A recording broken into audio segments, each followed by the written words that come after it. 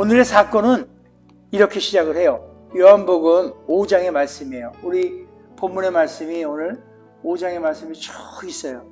여러분들 다 아는 얘기고, 얼마 전에 우리 정호영 목사님께서 이 본문의 말씀을 가지고 우리에게 말씀을 전해주셨어요.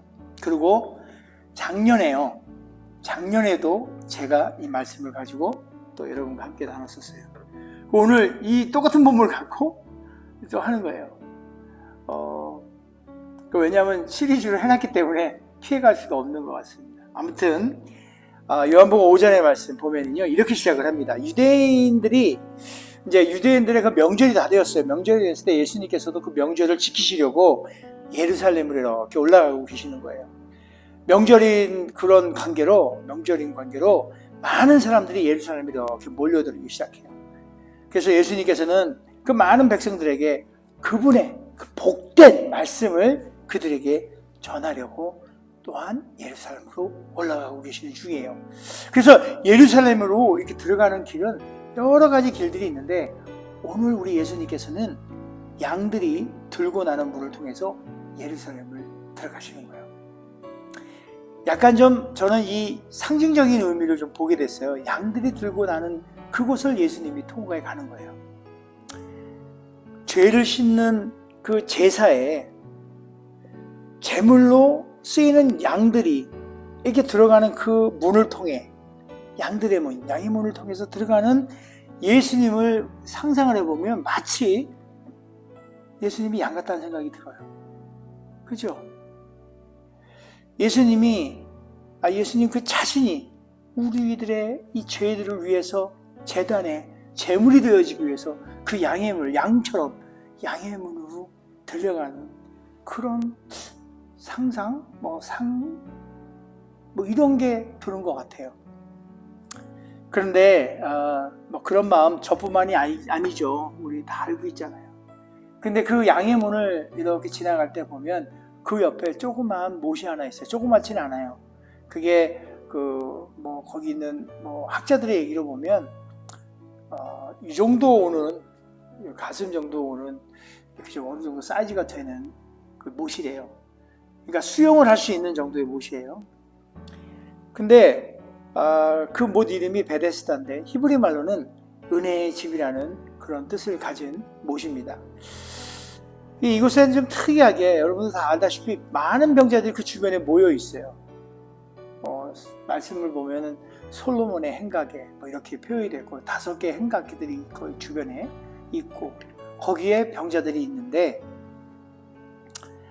그런데 많이 왜 모여 있을까 하고 봤더니 뭐라고 되어 있냐면, 베데스다 연못에는 예로부터 전해오는 전설이 있었어요. 전설 따라 삼만리인가요? 아닌가? 아무튼 전설이 전해오는 전설적인 이야기가 있는데, 성경에 이렇게 우리말 성경 보잖아요. 우리 성경 보면은 그 부분만 가로로 되어 있어요. 이렇게 큰 대가로로 그 내용이. 근데 영어 성경을 보면 있잖아요. NIV에는 거기도 영어로 이렇게 표현이 되어 있어요. 이 연못에 대한 이야기가. 근데 NLT 같은 거에는 그 기록이 안 돼 있고 풋노트가 돼 있어요. 그리고 없어요. 다른 또 영어 성경에는. 그러니까 그게 그 절이 빠져 있어요. 3절, 4절, 요 부위, 4절 부위가 없어요. 그 내용을 보면 그래요. 전설의 내용. 그리고 왜냐하면 이게 성령에 의해서 성경이 쓰여진 게 아니라 전에는 구전에 내려오는 그 이야기를 아마 담아놓은 것 같아요. 그래서 그 내용을 보면 천사가 가끔 내려와 물을 움직이면 그 움직일 때 제일 먼저 1등으로 뛰어들어가 그 물속에 뛰어들어가 씻으면 그 병이 낫는다는 아주 신기한 전설이 쫙 내려져 오는 거예요. 그래서인지 수많은 병자들, 맹인, 다리 저는 사람, 혈기 많은 사람, 그런 사람들이 베데스다 연못 주변에 물이 동할 때를 기다리며 많은 병자들이 정말 그야말로 진을 치고 있는 거예요. 자, 그곳에 진을 치고 있던 수많은 병자들 중에 38년 된 병자로 지내는 사람이 있었어요. 무슨 병이라고는 성경에 소개하고 있지는 않지만 우리가 짐작하건대 뭐 소경도 있고 뭐 맹인도 있고 다리 전 사람도 있고 뭐 마른 사람도 있고 뭐 여러 가지 있듯이 뭐 그런 사람들은 아닌 거예요. 그죠? 그런 사람들은 아니고 물이 동하였을 때 자기 스스로 움직이지 못하는 사람이에요. 그래서 사진은 다 달려 있는데 어디 하나 없는 게 아니고 뭔가 움직이기 불편한 그런 사람인 거로 아마 좀 자기 스스로 몸을 움직이지 못하는 그런 사람이 아닐까 하고 추정을 해봅니다. 38년 동안 그 긴 세월 동안 정말 은혜의 집에 머물러 있는 그 병자의 삶, 그 세월 얼마나 힘들고 어려웠을까요? 오늘 본문의 말씀을 보면 이렇게 되어 있어요. 예수님께서 38년 된 병자에게 물어요. 그 38년 동안 답답한 사람에게 물어요. 내가 낫기를 원하느냐라고 묻습니다. 그랬더니 병자는 네, 낫기를 원해요. 이렇게 대답을 안 해요. 뭐라고 대답을 하냐면요. 만약에 이 38년 된 병자가 예수님께서 하나님의 아들이고 메시아였다면 바로 그 자리에서 네라고 했을 거예요. 근데 그렇게 대답을 안 해요. 그러니까 엉뚱하게 이런 대답을 해요. 그분이. 엉뚱한 대답을 해요. 5장 7절의 말씀이에요. 볼까요? 병자가 저길 보세요. 5장 7절을 보세요. 병자가 대답하여 주여 물이 움직일 때 나를 못에 넣어주는 사람이 없어. 나를 못에 넣어주는 사람이 없대요. 그리고 내가 어찌됐든 간에 가는 동안에 사람이 먼저 가버리는 거예요. 내가 낫기를 원하느냐 그랬더니 아유 내가 아니라 아유 신세 한탄을 하는 겁니다. 내가 물에 들어가면 병이 났는데 물에 넣어줄 사람이 없어서 내가 치료를 못 받습니다. 마치 이거 뭐 할 수 있는데요. 예수님과 관계없어요. 그냥 할 수 있는 건데요. 정말 나를 조금이라도 도와줄 사람만 있으면 내가 다 그냥 될 텐데 내한테 기회가 진짜 안 와가지고 안 되는 거거든요. 내가 은혜를 못 누리는 건요. 진짜 나한테 조금만 누가 도움을 줬으면 좋겠다는 거예요. 38년 된 병자가 예수님께 자기의 그 신세만을 얘기를 하는 거예요. 낫길 원하느냐? 이렇게 정하는데 잠시 한번 우리 생각해 보기를 원해요. 나는 하길 원하는데 나한테 도움 줄 사람이 없어서 나는 잘 안 되는 것 같아요. 내 인생을 살면서 난 참 나한테는 왜 이렇게 좋은 기회가 없죠? 이런 생각들. 나한테 뭐가 부족해서 은혜를 못 받고 나한테 뭔가 모자라서 내가 좀 안 되나? 이런 생각들 혹여나 하시죠? 진짜. 저는 한다고 생각해요. 저 역시 그랬어요. 왜? 왜 나한테는 왜? 가장 좋은 예죠. 뭐냐면, 제가 참 할 줄 아는 게 좀 많이 있어요. 근데 왜 돈은 못 벌어? 그게 참 신기한 거예요. 그러면서 살다 보니까, 누가 하나 아주 그냥 이렇게 좀 기회를 좀 만났으면 이거 말이야, 돈도 많이 벌고 막 이랬을 텐데, 라는 생각을 정말 얼마 전까지 했었어요. 근데, 천만의 말씀 만만의 콩떡이에요. 진짜로. 딱 제가 38년 된 병자예요. 예수님께서 나를 만나주셨는데, 오셔서 내가 낫기를 원하느냐. 그랬더니, 아니, 예수님, 그게 아니고, 정말 왜 나는 내 인생이 이래요. 나 정말 열심히 했거든요. 근데 뭐냐고, 이게. 사실, 우리 교회에 지금 이 장소에서 예배 드린 게 3년 넘어가죠? 그죠? 한번 보세요, 옆에. 3년 전에 있던 분이나 지금 있던 분이랑 똑같아. 새로운 분이 없어.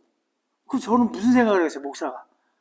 아니, 예수님, 저 열심히 했거든요. 어찌, 이게 좀 오해 안 보내주세요. 이런 어떤 그런 어리석은 말을 해요.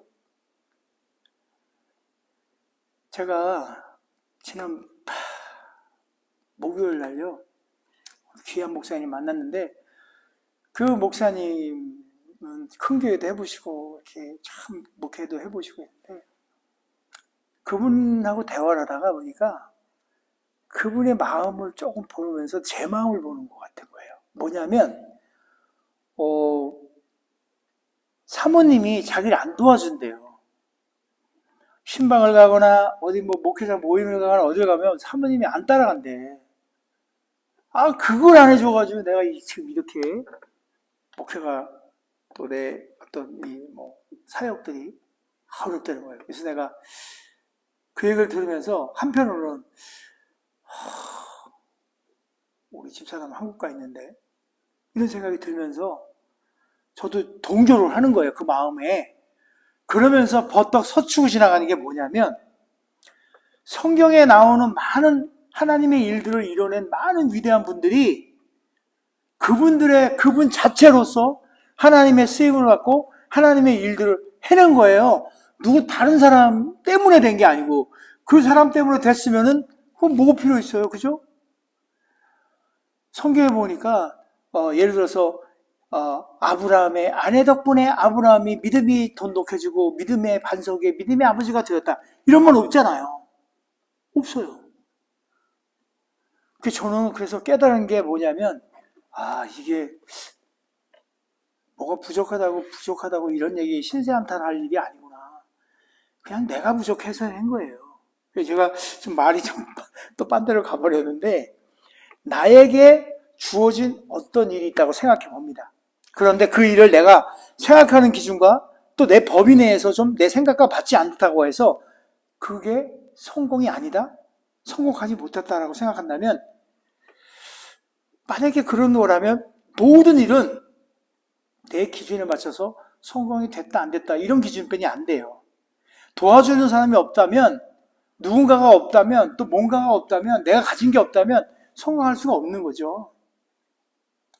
그런데 그 생각을 하면서 제가 어떤 생각이 들었냐면 그러니까 내가 못해서 성공한 거 내가 할 수 있는데 못해서 성공하지 못한 거 또 나에게 뭔가 조건이나 도와줄 수는 없어 성공 못해 그래서 난 못한 거야 이런 생각은요 교만으로부터 온다 생각을 한 거예요. 교만한 거야. 나 잘난 거야. 없는 거예요.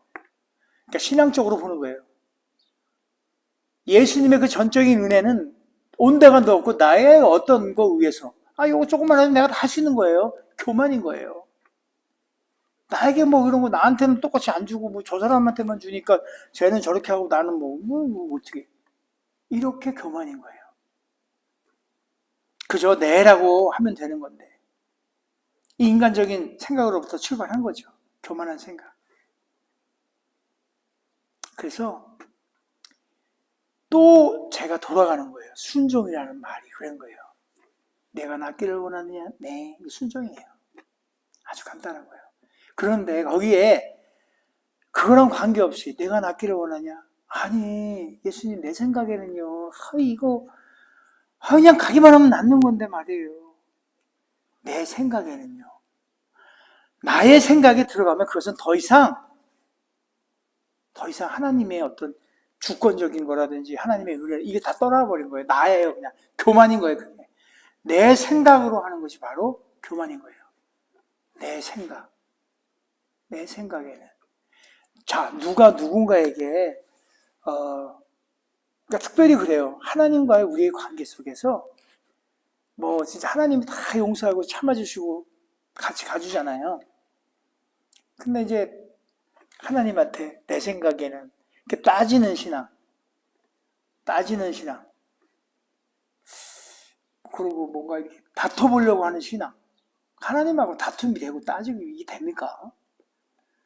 그저 제 생각에는요 가장 좋은 것을 우리에게 허락하실 하나님 앞에 뭐라 얘기해도 네 저는 이것이 진정한 순종이 아닌가 이렇게 생각을 해봅니다.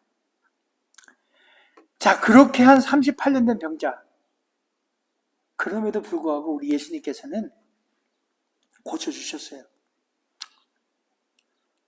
낫기를 원하느냐라고 묻기도 전에 우리 예수님께서는 그가 오래된 병자임을 알고 있었어요.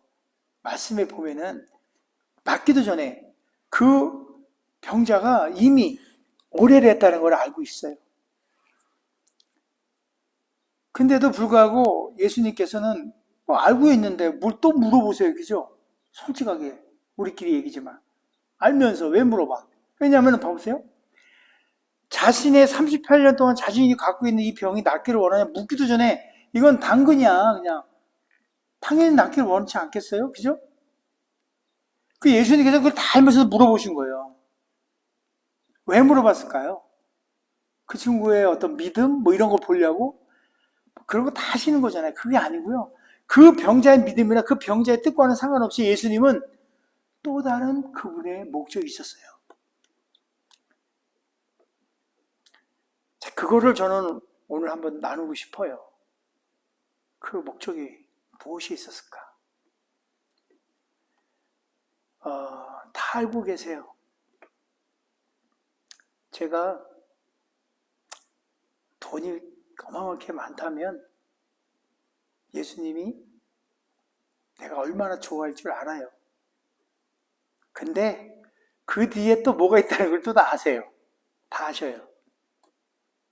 아셔서 제가 쓸 만큼만 주셔요. 딱 그만큼만.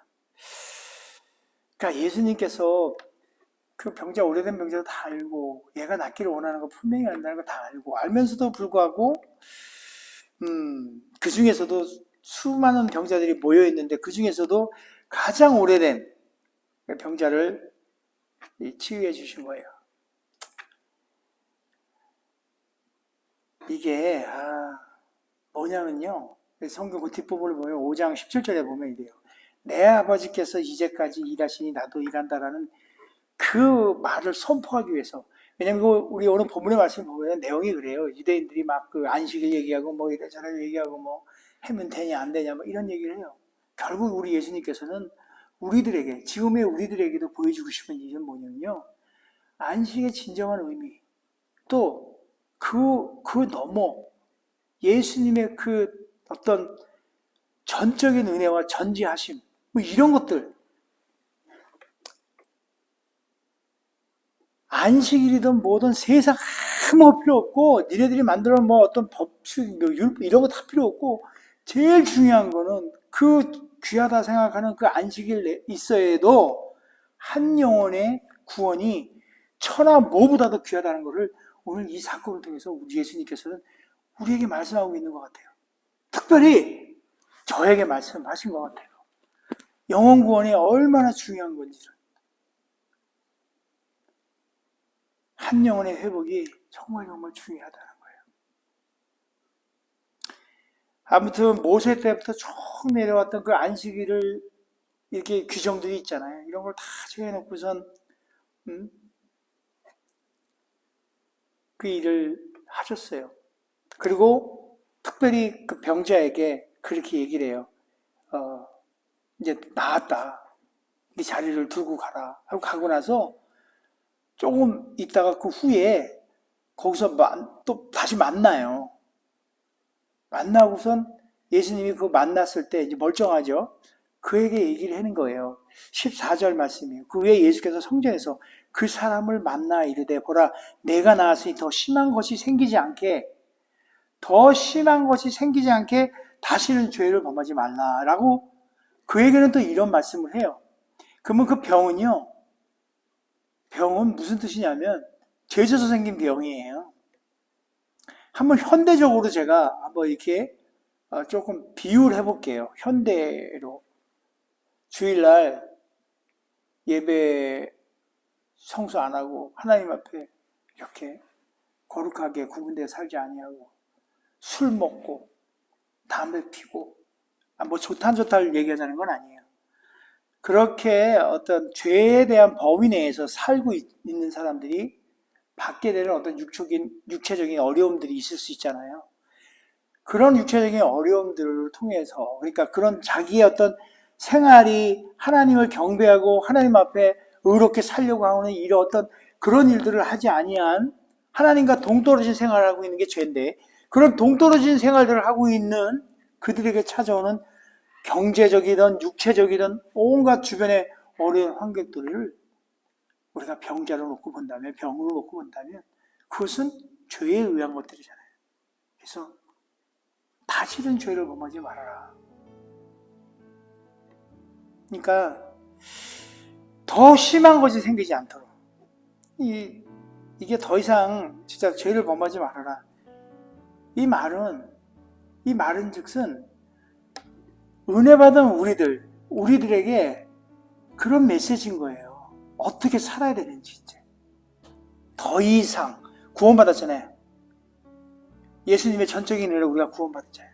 그 구원받은 자로서 오늘 38년 된 병자, 그 병을 낳은 치료함을 받은 그에게 예수님이 뭐라 그래요? 더 이상 죄짓지 말아라.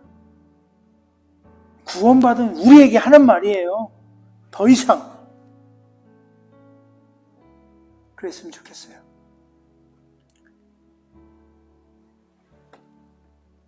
그가 그 38년 된 자가 또 우리가 이렇게 치유함을 받고 구원에 이르는 것은 바로 전적인 하나님의 어떤 은혜임을 우리 예수님께서 우리에게 한 번 더 보이시고 또 더 이상은 아프게 어려운 가운데 지내지 말라고, 죄지지 말라고 우리에게 말씀하는 겁니다. 그래서 결론적으로 한번 말씀을 드려본다면 예수님께서 우리가 중요하다 생각하는 건 모든 것보다 더 중요한 것, 그것은 사랑하는 우리를 위해서, 우리 모두를 위해서 우리에게 진정한 어떤 그 죄사함, 치유받음 이런 걸 통해서 평안함, 안식, 진정한 안식의 의미 이런 것들을 우리에게 허락하시는 거고요. 또 그런 기적의 어떤 이런 사건들을 우리에게 실질적으로 인생 가운데 누릴 수 있도록 그 길을 열어놓으시고 그렇게 우리에게 허락하신 그런 삶을 누리라고, 그래서 그 은혜에 감사하며 살라고 이렇게 하신 것 같아요. 자, 오늘 이 말씀을 통해서 우리에게 주어진 이 하나님 예수님께서 우리의 마음속에 던지는 이 말씀이 우리의 울림이 됐으면 좋겠어요. 우리 수순어는 부모이기도 하고 지금 여기 계신 분들 또 자녀이기도 하잖아요. 이 모든 것들을 지내온 우리 일생을 다 돌아보면 그 은혜가 하나님의 은혜인 거고 그 은혜에 감사하고 그렇게 살아야 될 줄 믿습니다. 네. 그리고 5장 17절 말씀처럼 하나님께서, 내 아버지께서 이제 일하니 나도 일한다, 이걸 우리 어떤 하나의 좌우명으로 좀 삼았으면 좋겠어요. 주님께서 일하시니 나도 일한다. 그러니까 되고 말고 없죠, 그죠? 쭉 하셔야 돼요. 우리도 자녀된 자라서 그렇게 살아야 돼요. 그래서 오늘도 일하고 계시는 예수님께서 나를 통하여서 일하심으로 이웃의 영혼을 살리고 세우고 섬기는 하나님의 자녀로서의 삶을 살아내서 오롯이 하나님 앞에 하나님께 영광 돌리는 그런 저와 여러분이 되기를 주님의 이름으로 축복드립니다.